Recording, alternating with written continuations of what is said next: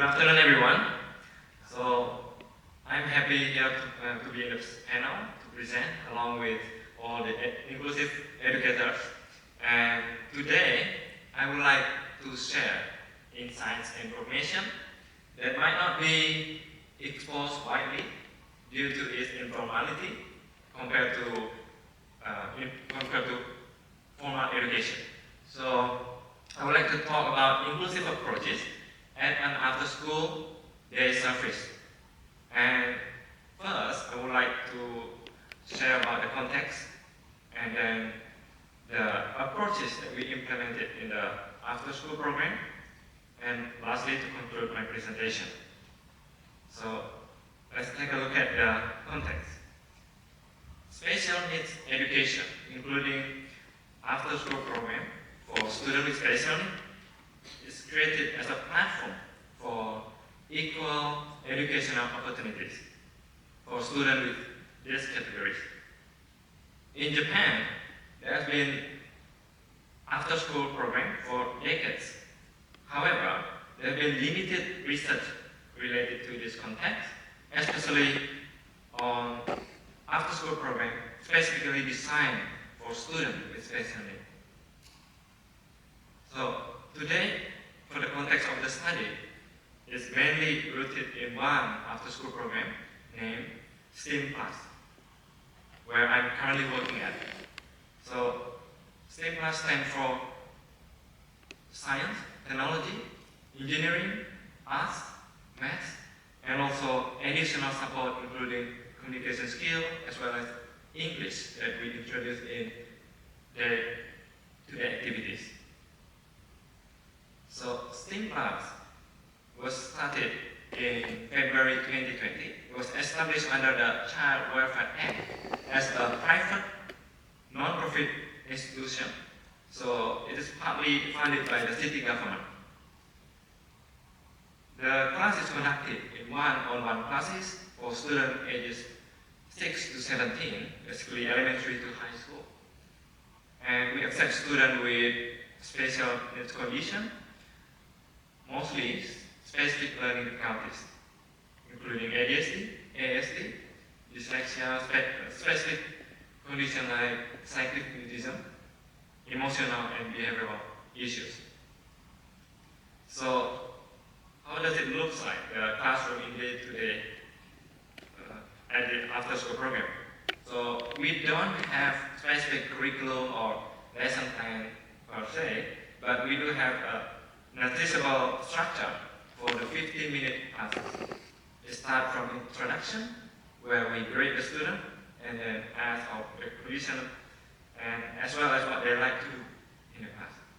Then we move to main activities. It can be 1 to 2 activities, which in this context we try to ask the student interest related to the STEAM area, as well as we introduce a little bit English and also game that they like to play. Then we close the class where we do a little review on what we did and plan for the next classes. So these all activities are conducted in a way to achieve the goal of the school, the after school, to develop confidence and social skills for the students for their own independent future. So to do that, we focus on how to provide safe and inclusive learning space. So how do we implement that into the practice? So basically, in inclusivity or inclusive education, we can see there are different kind of barriers to learning, including learning environment, which include curriculum or social area, as well as accommodation or supporting facilities based on OIWA and n.d.a, which is recent. So in this context at STEAM Plus, we're focusing on how to alleviate the barrier of accommodation, as well as focusing on individualized support. So we came up with 2 approaches into the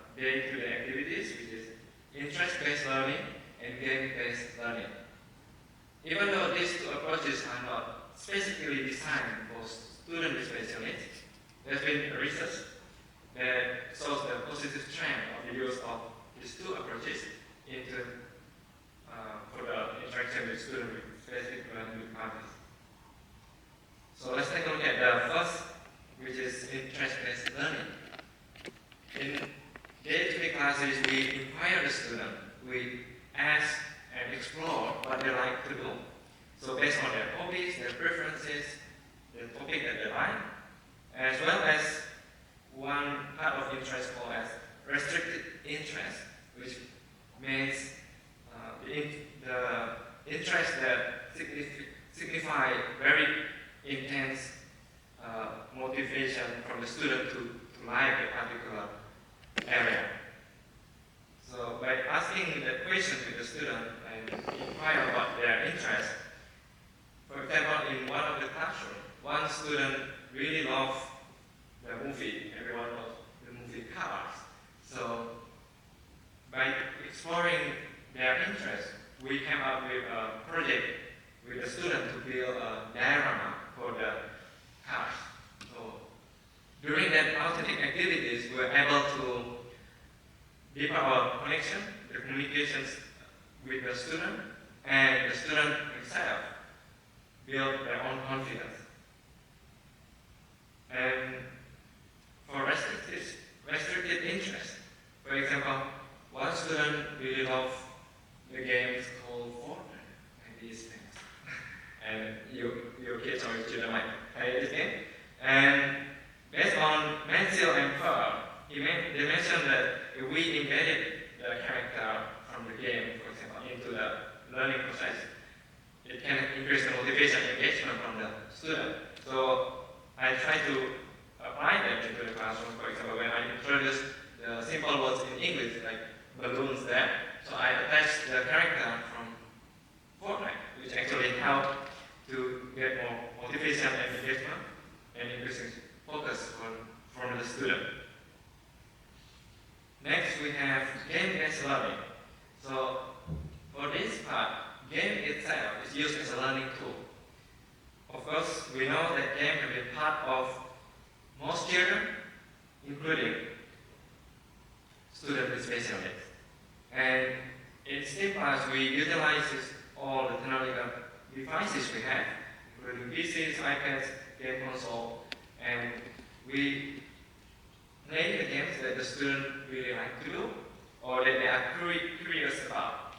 So from that, we have the fun and enjoyable gaming session.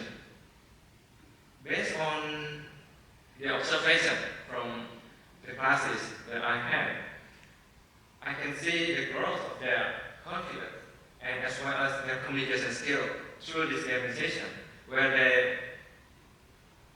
they are more fluent in how to express and their emotion, their feeling, as well as giving comments on the particular gaming session. And other part will be spatial skill. So we know in games there are different types of games, for example, Minecraft. So in Minecraft, kids have to utilize the keyboard and mouse and really learn about accuracy when they want to build something to jump from one block to another block. Kids who are really interested in it, ones that were not really good at it, but because of their curiosity, they did the trial and error, they build their own resilience, and gradually there's even much better than me in the spatial skill.